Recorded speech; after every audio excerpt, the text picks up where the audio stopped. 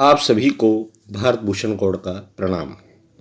प्रत्येक सनातन धर्मी सूतक पातक शौच अशौच को अवश्य ही मानता है, जिसका संबंध परिवार कुटुंब में होने वाली जन्म मृत्यु संबंधी घटनाओं से है। किंतु इसके विषय में पूर्ण जानकारी होना भी आवश्यक है प्रत्येक सनातन धर्मी को। आज इसी पर विचार करते हैं कि यह किन अवस्थाओं में किन किन को लगता है। सूतक पातक विचार एवं निर्णय। शिशु का जन्म होने पर घर वालों और कुटुंबियों को कुछ कालावधि के लिए देव पूजा, आहार यानी कि अन्नदान आदि का कार्य वर्जित माना जाता है। यही सूतक कहलाता है। किसी की मृत्यु के बाद जो अशौच होता है वह पातक संज्ञा है।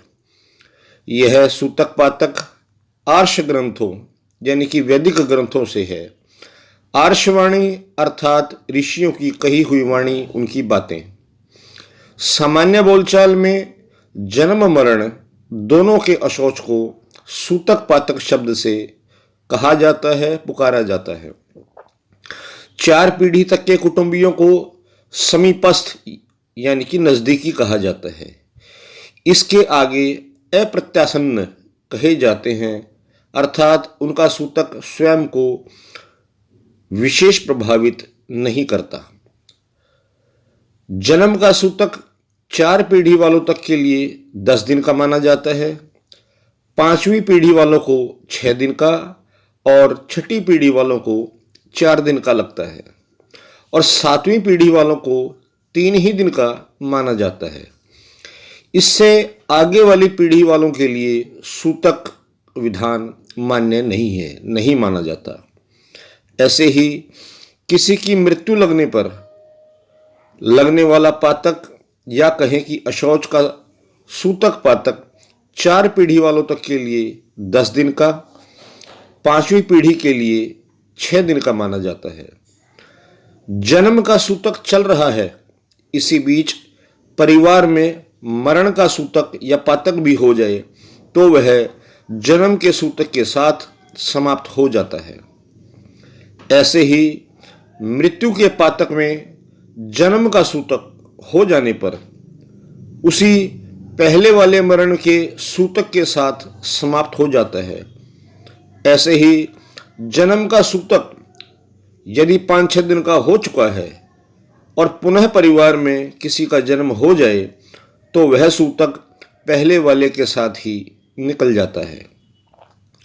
यदि पहले सूतक के अंतिम दिन पुनः किसी का जन्म आदि होए तो 2 दिन सूतक और माना जाएगा।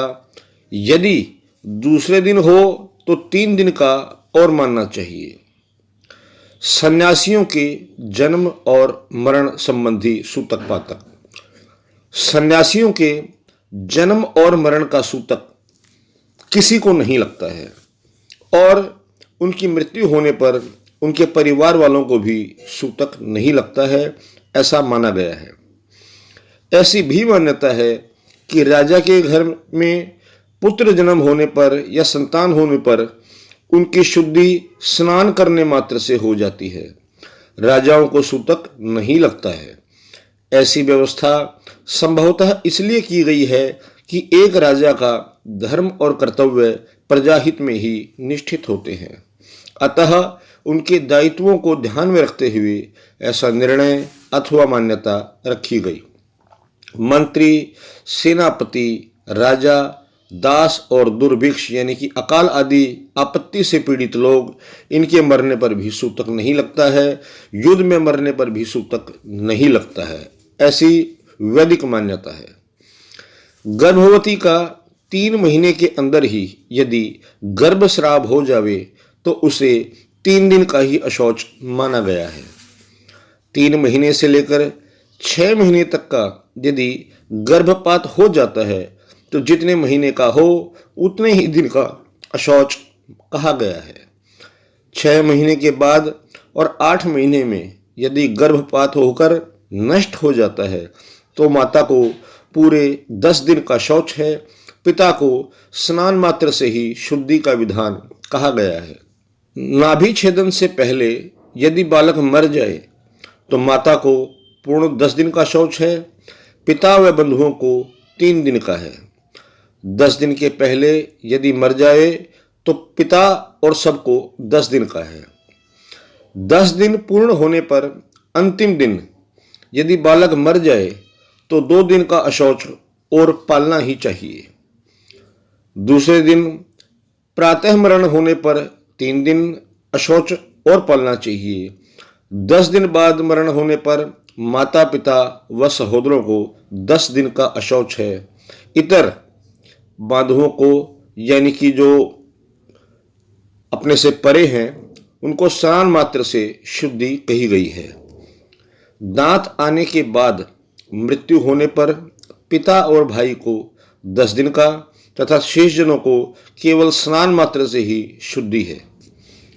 चौल कर्म के बाद बालक के मरने पर पिता और भ्राता भाई को 10 दिन का, 4 पीढ़ी वालों तक 5 दिन का, आगे की पीढ़ी वालों को 1 दिन का सूतक माना गया है।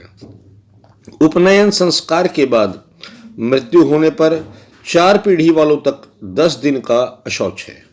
पुत्री मरण, पुत्री का मरण यदि चौलकर्म से पहले ही हो जाए तो बंधुओं को स्नान मात्र से शुद्धि मानी गई है। व्रत संस्कार से पहले मरण होने पर 1 दिन का ही अशौच है। विवाह से पहले मरने पर 3 दिन का अशौच है। विवाहित पुत्री का पति गृह में यानी कि ससुराल में मरण होने पर माता पिता को 2 दिन का अशौच है। शेष जाति बांधवों को स्नान मात्र से शुद्धि है। पति पक्ष वालों को पूरा 10 दिन का सूतक है। वह स्त्री यदि अपने पिता के घर में मरण पावे तो या प्रसूता हो यानी कि गर्भवती हो तो माता पिता को 3 दिन का शौच है और उस पक्ष वालों को 1 दिन का अशौच है।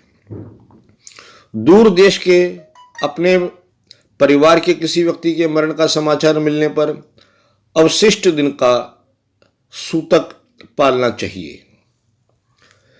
जन्मादि होकर 10 दिन बाद समाचार मिलने पर 3 दिन का शौच मानना चाहिए।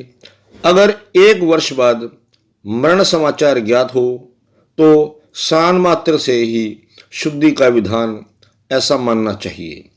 इस प्रकार सूतक और पातक का निर्णय सामान्यतया माना गया है।